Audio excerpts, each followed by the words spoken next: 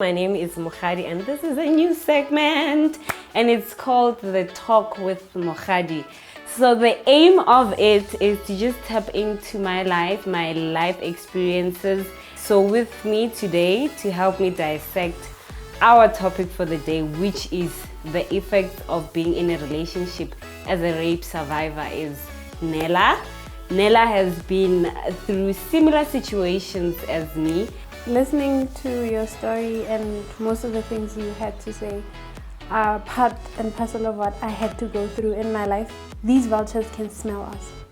Oh, I can do this to this person and nothing bad will happen. That was not supposed to happen to me. Yeah. I was supposed to allow it and give permission myself to say, you know what, you can do that to me.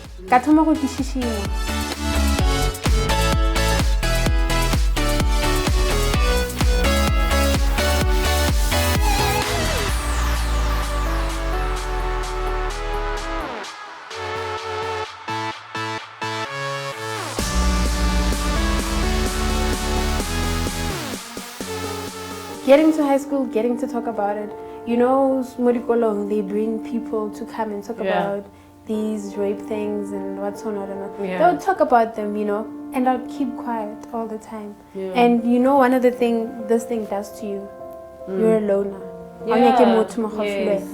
Yes, you can accommodate all, but you literally don't want anyone. You are in your bubble. You just want to be in your bubble. I had so much anger that I was the quiet child at school.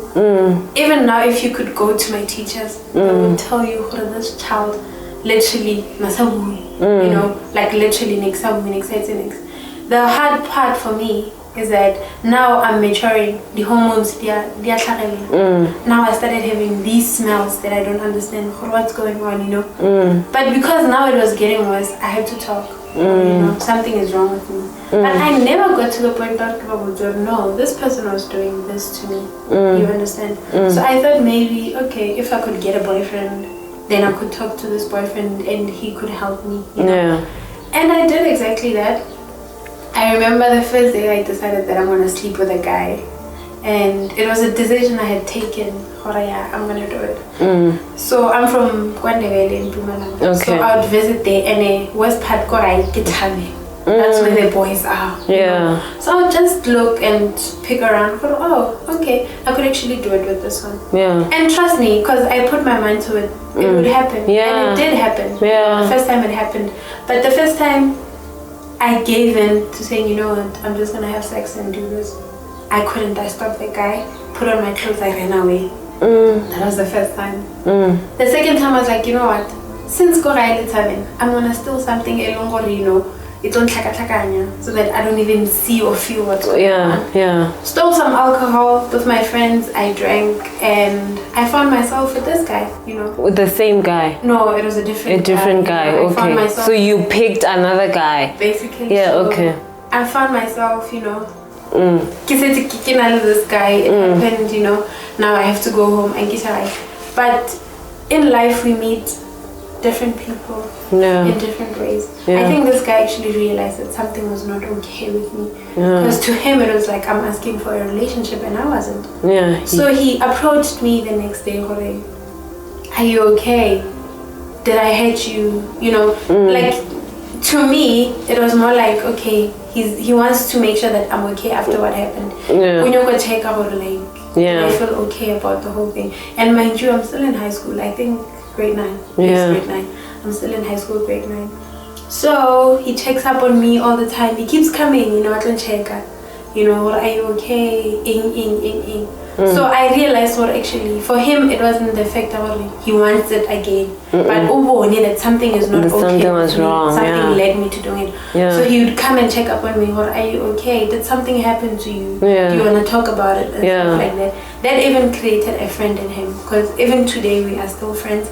And I managed to sit and talk with him and tell him, look, this is something that happened to me, but I didn't understand what it is. And then how was the experience? How was the intercourse? Like, did you know what to do? I did not feel anything because I was drunk. Yeah. I just went there to say, you know what, I want to feel what everyone feels. So I felt no pain. Yeah. Got to a point where now hiding it was also difficult for me. Because now I'm growing up, right? Like my body, you know. I'm not used to. You know, I remember I was so much of a tomboy. Because even now, I still have a struggle with it. I don't wear anything shorter than, you know, this skirt. I literally don't wear shorts. I only do that when I'm going, like, for swimming or, you know. But I literally don't do that. Because then, I don't want to show my body out there. Was it because when I was or maybe was it because of how you thought men were looking at you? It was how I thought men were looking at me. At the same time, that I already know about myself. Because, like, honestly, not even, it's so like 5 years ago, rape, nailing tongue, you understand? They would say awful things, weird things about rape, or rape, besides the no, too much. They don't want to get into it, they don't want to understand it, you know? So it got to point out, and now I have to speak about it, but I still couldn't. Instead, because I was raised as a foster child, instead, what I did, I had to be smart about this. I went to my social worker and I spoke to her on the side to say, you know what, something happened to me and I know you are going to tell my grandmother. Until you sign here, down here, give me a signature and tell me that you won't tell anyone, I won't talk. You know, she laughed and she was like, you know what, but I admire your guts for doing that. And she signed on a piece of paper, you know, being a child, I'm Payona, and she was like, keep it safe. If I say anything, show people my signature, then you can do whatever you want to do with me. But what do you need from me? And then I told her what happened. And I communicated with her what happened. She then got me help, you know. I remember my first therapist. So the lie we had to give to my family was that I was going through grief of my mom, you know. I never mourned my mom when I was a kid because I was only 9 years when she passed on. And my father, no one knew who my father was. I did not know who my father was. Mom did not tell anyone who my father was. So it was literally me and my grandmother. So okay, I got help, and you know, the lady helped me and Tusa. It helped me to some point, but more where I still felt empty and I still had a lot of questions. But this whole sexual thing didn't stop. And then what questions did you have? Like, why did it happen? Why couldn't this person find a woman, older woman, to do it with? With the therapy, you didn't feel like those questions were getting answered? I didn't, because I would ask the lady, why did it happen? And she would tell me, you know, baby girl, I'm sorry, I do not know what happened. But she would try calm me down and explain to me why these people do it, you know, why these men and these women rape, you know. She would try and explain it to me, you know, and break it down to me. But at some point I felt like, okay, I really don't understand it. Now it came to these things. And when I got to grade 8, there was a guy I was seeing, I was dating, but for me it wasn't dating. It was that thing out, I'll see you and I will see each other on Fridays, and when I see him it's a hug, it's a kiss, that's it, I go home. So this relationship actually prolonged all through the 5 years of my high school. I dated the same person, but there were guys I slept with during the relationship, you understand? Nearly that thing, okay, now I'm in a relationship with him, it means I have to sleep with him, and I don't want to sleep with one guy. Like, why should I do with that? With one guy? Yeah, like, why should I do that? And then what was the agreement with the other guys you were sleeping with? No strings attached. No strings attached. Like, literally, I'll tell you. Once off, or maybe like it will once be... off. Okay. Yeah, maybe only 2 guys. It was like a continuous thing. But I'll tell you, for the guy, okay. I have a boyfriend and you know him. Because almost the whole school knew that we were a couple. Even teachers knew that we were dating. But I'll tell you, you know who I'm dating, right? So this is going to happen. And if you snitch, I'm going to kick your ass. Because I was not really a bully. I did not bully people.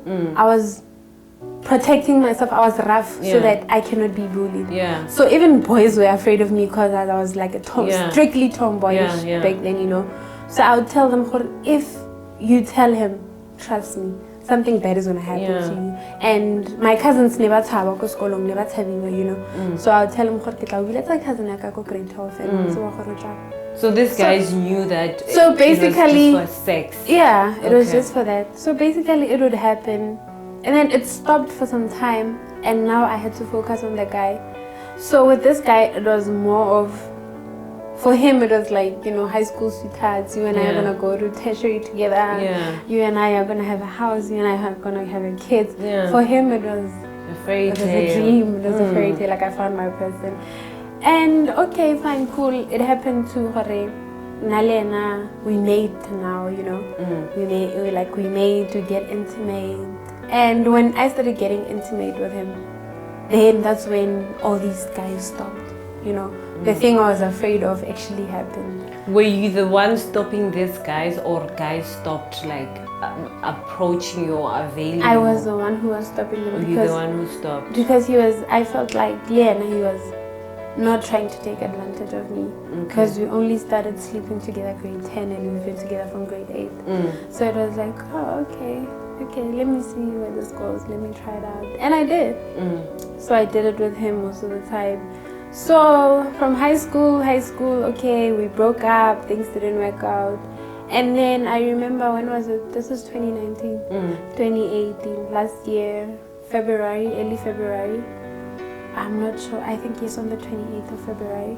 I was coming back from, like, my house was not far from the library. It's actually like a 10-second walk from the library. So I'm from the library. Usually, this summer it closes at 6, right? So it was towards winter, you know. So I'm walking home and there's this guy who used to tutor me, you know, and help me. And we'd be playful in Alena. So he picks me up. Like, and I'm like, playful in which way? Like in a flat way? Yeah, but we would never touch each other or anything, you know. He would just keep saying, or he would tell me, when I'm gonna sleep with you, whether you like it or not. And you know? what would be your response to we would that? laugh to it. We would both, because he'd even say it in front of people sometimes, because he's a neighborhood guy or you know. So that day, he picked me up and I'm like, you know. And he's like, I'm like, no, I won't do anything, you know, just put me down. I'm not in the mood, you know. And he's like, I told you that one day I'm going to get you. Pick me up, took me to his house, you understand? Like, and then was because I felt powerful. I have more power over you than you do. I was like, oh, you think so? Because I felt I had that power in me, you know. And you knew what you were fighting and what he was trying to do. What he was trying to do. Because I knew from when I was like, okay, let's see what's gonna happen. He comes closer to me. I fist him. He comes back again. I slap him. He's like, oh, so you're that strong? I'm like, oh, you want more? Now I'm gonna kick you more pain, you know? You know, we fought for the longest of time. But I got to a point where I had the flashbacks and I gave in. Like, I literally stopped fighting. Because if I had fought him even more, I believe I was gonna win the war. But those things came back. That thing, and I was like, oh, back. this is what happens to you. This is what so what's this special guy about wants. you?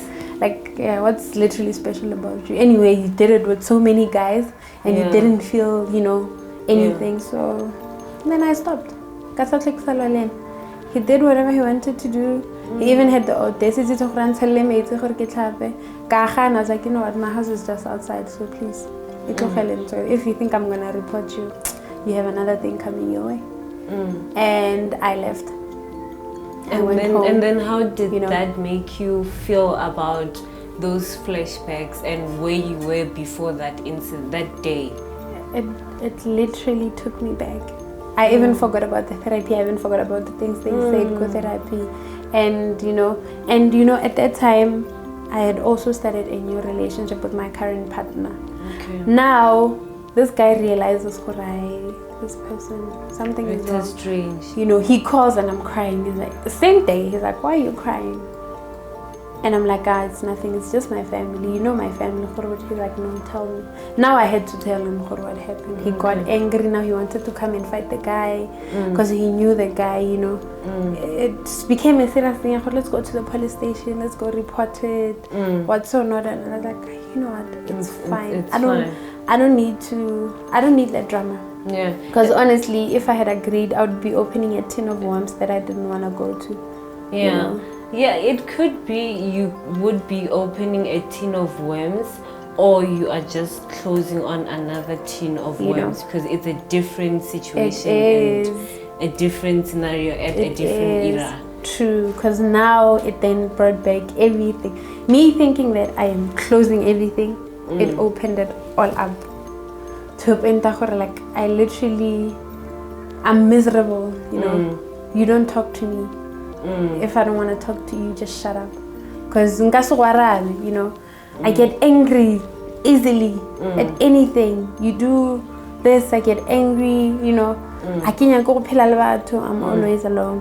But then things were getting worse, you know. They were getting worse. To a point where now I'm like, I need something to save me, or I'm going to take my own life. You know. I grew up in a house of prayer warriors. Like my aunts pray. You know, even this day, my grandmother used to pray every day, you know. And she'd always tell me that pray. If you don't want me to hear your prayers, you know. So that's when I also decided to take the spiritual route and say, you know what, let me test this God. Let me see. But you know, funny thing is that people don't understand women who've been through that. Yeah. They don't. Like, they literally don't. Actually, some do, but most don't want to give themselves a chance. What goes around this thing. Do you think women are ever, any woman that this has never happened to, would ever get to a point of understanding? Because remember, this is understanding a mental state, because more than anything, it damages your mind, and a person can only reach to a certain level, your mentality, and only by explaining it to them and trusting that they perceive it the way you are putting it on the table, and it can never be that way. So I don't know, do you think that it's an issue that we should expect the next person to understand it exactly the way we understand it as the victims, or maybe should we rather shift it to, I don't know, maybe to just acknowledging that it's a huge thing. I might not understand what it does to a person, but let me respect the fact that it's a huge thing. You know, this situation is like any other situation in a black woman's home. So I love my color and I love who I am. But we know our history and we know how our parents used to handle things and how they still handle things. This situation is one of the situation you know, arekisa di furniture and so on. This situation is the same. But you know, our parents don't want to understand ngwana or ngwana ke eng. Motswadi o botsa gore ngwana a yetse ntse so cause ke ena ngwana, you know. And you must listen to me because you know, they don't even give you a chance to sit down with them and say, Mom, look, go skolong, I'm bullying, or Mom, I need this and this, or Dad, I need this and this, you know. Hence we end up in these situations. Yes, I know our parents work hard for us and you know, for them to provide us with the things they have, but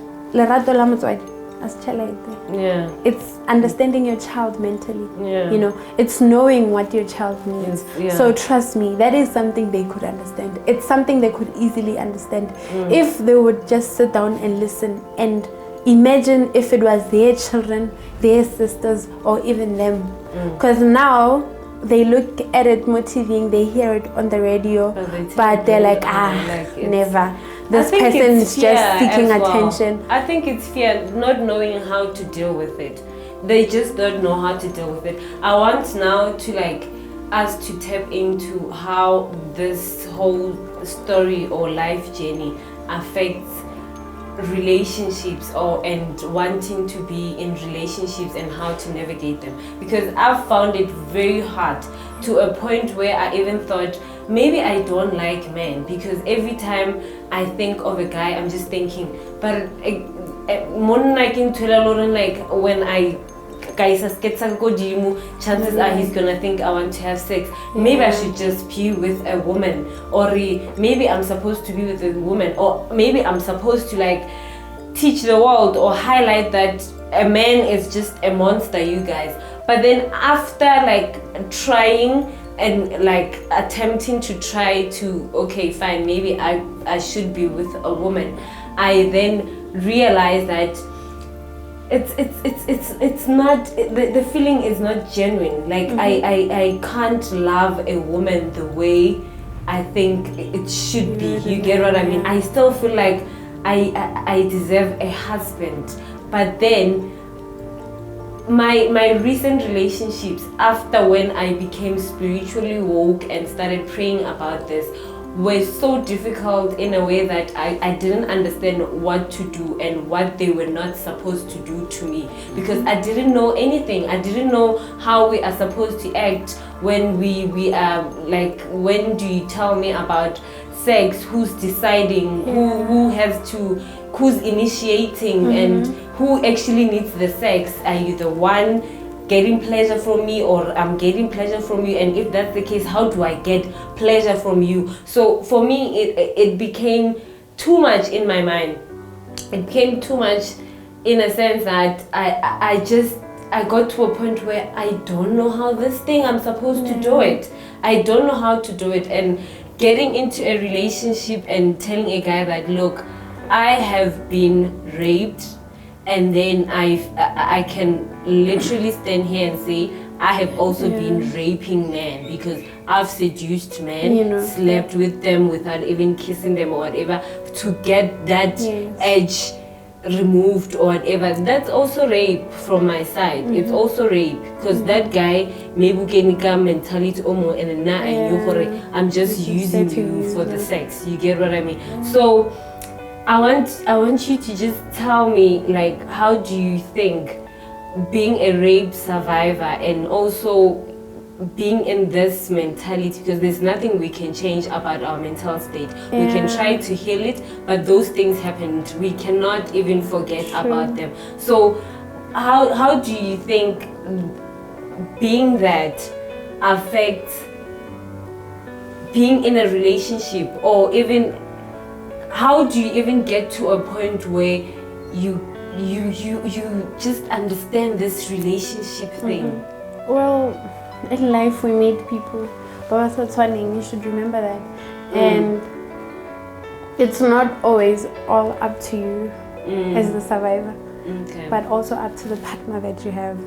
Then it means you'd have to like tell them. So now you tell them, and it's the thing, well, let me just give it gas stories. Like this guy, like the one I'm with, Utlile in the second incident of me being raped, you understand? And that was like almost like a few months, 6 months into our relationship. You know, he did not know how to help me, because I was always crying, always sulking, you know.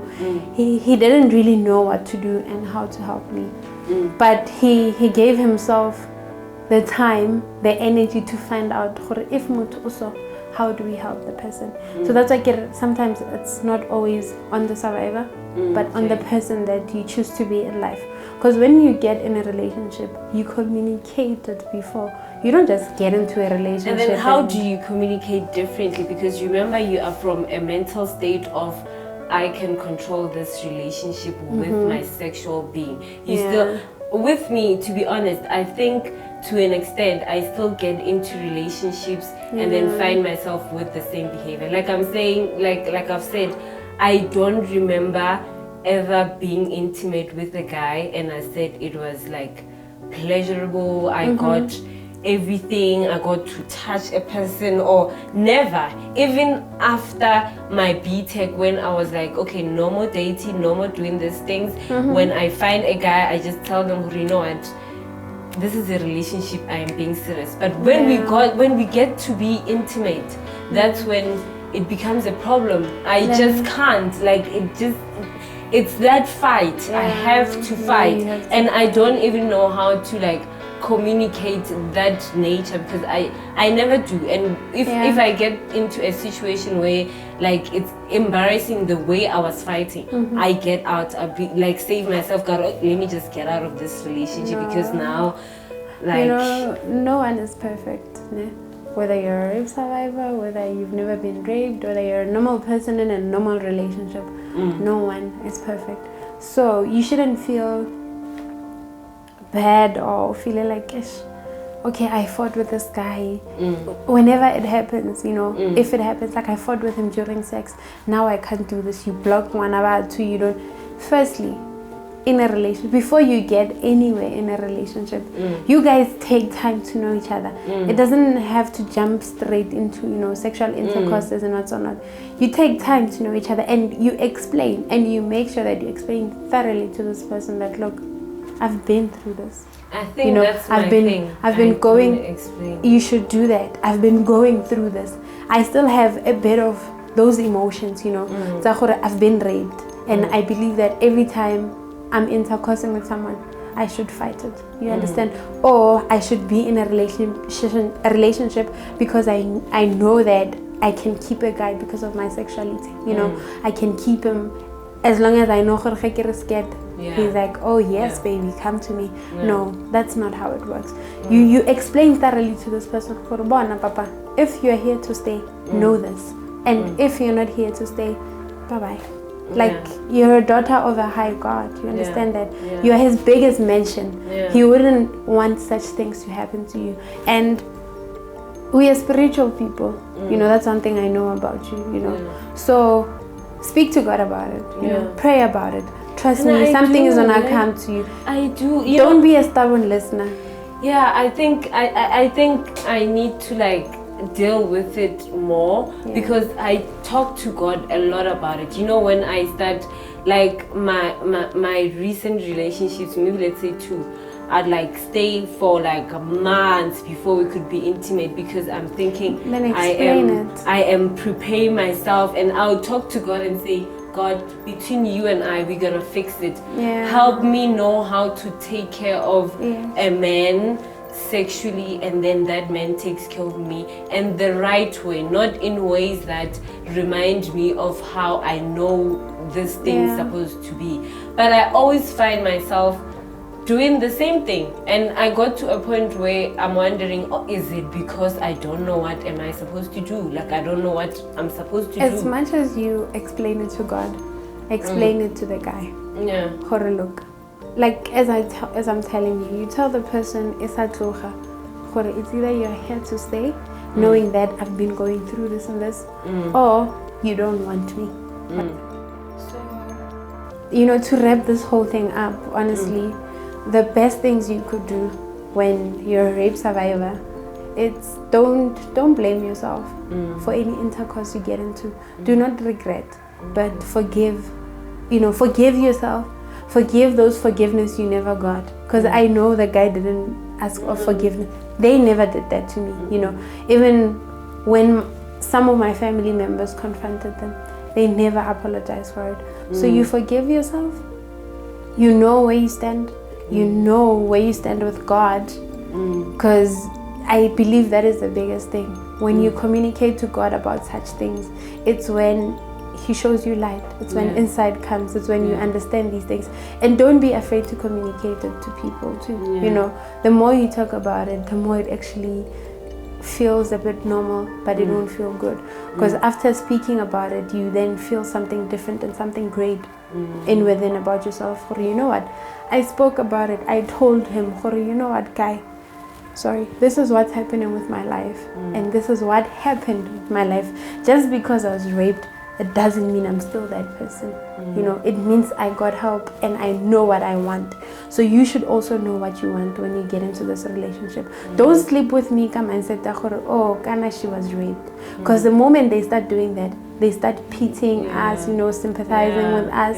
They start doing they start doing I think that's also what I'm avoiding, like pity. Like I am bossy, I never show my weaknesses, so I avoid pity by all means. I don't want I